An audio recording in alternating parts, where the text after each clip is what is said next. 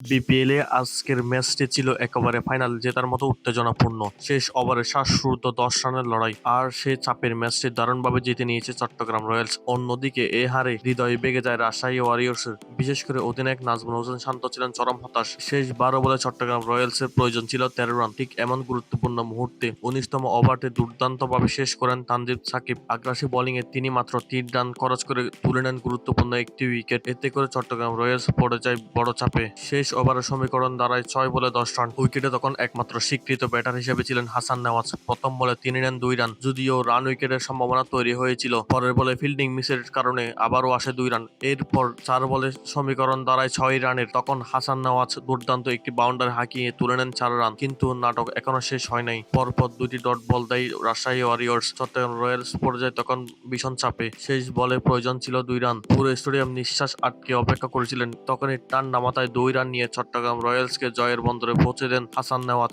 জয়ের পর মাঠে নেমে আসে উল্লাস। দৃশ্যটা দেখে মনে হচ্ছিল যেন ফাইনাল জিতে গিয়েছে চট্টগ্রাম রয়্যালস। এমন রোমাঞ্চকর ও সম্মানজনক ম্যাচ জয়ের পর এই আনন্দ একেবারে স্বাভাবিক। অন্যদিকে ম্যাচ হেরে পুরোপুরি ভেঙে পড়েন রাজশাহী ওয়ারিয়র্সের অধিনায়ক নাজমুল হোসেন শান্ত সহ দলের অধিকাংশ ক্রিকেটাররা। এই জয়ের মাধ্যমে পয়েন্ট টেবিলের শীর্ষে চলে এসেছে চট্টগ্রাম রয়্যালস।